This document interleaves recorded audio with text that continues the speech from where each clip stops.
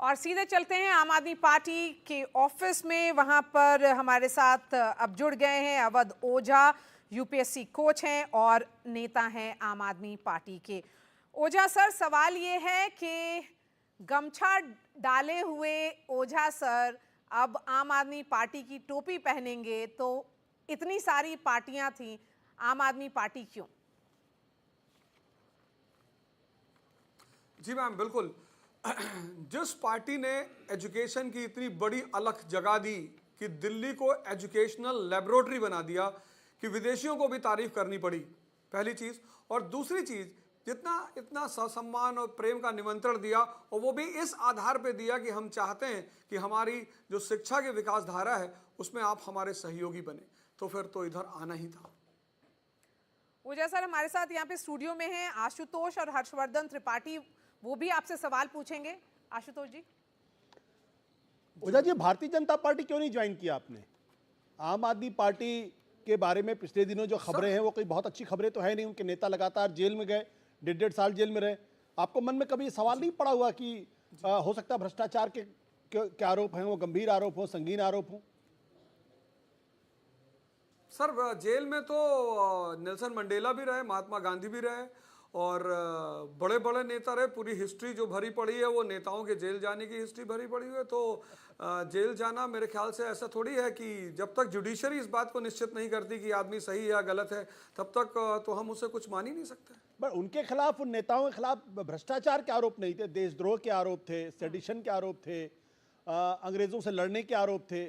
मुझे नहीं लगता कि महात्मा गांधी के ऊपर कोई भ्रष्टाचार के आरोप लगे हो या नेल्सन मंडेला के ऊपर कोई भ्रष्टाचार के आरोप लगे हो। जी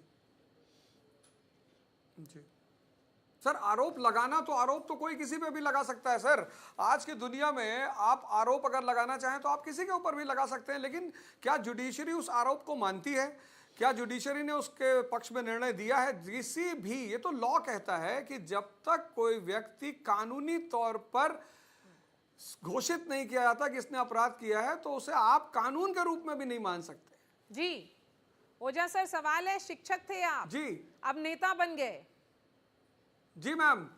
ऐसा मैम, क्यों? डॉक्टर राम मनोहर लोहिया और सर्वपल्ली राधाकृष्ण जी मैं बोल रहा हूं ना। डॉक्टर राम मनोहर लोहिया और सर्वपल्ली राधाकृष्णन जी का कहना है कि देश में जो अच्छे ब्रेन्स हैं उन्हें या तो शिक्षा की तरफ जाना चाहिए, टीचर बनना चाहिए, और या राजनीति की तरफ जाना चाहिए। डॉक्टर राम मनोहर लोहिया इकोनॉमी से पीएचडी करके रखा था उन्होंने।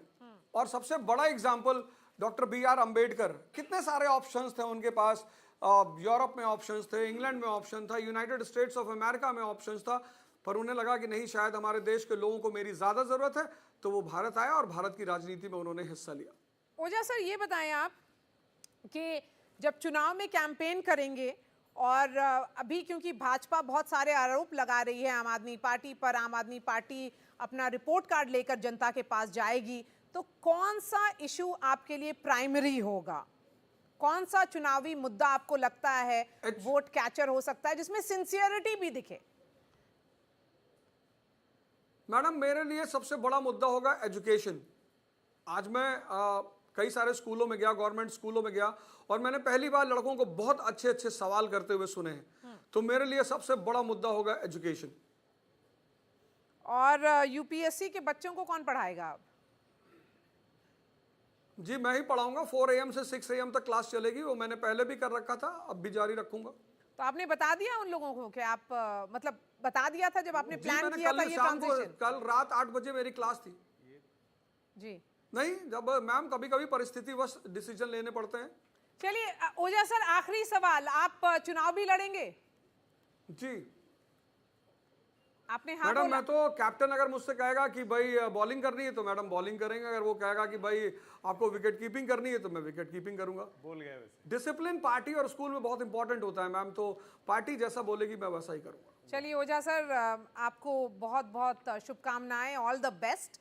आपकी नई इनिंग्स की शुरुआत हुई है, एक नए चैप्टर की आपने शुरुआत की है। यहाँ पर आशुतोष और हर्षवर्धन जी, शुक्रिया हमारे साथ जुड़ने के लिए।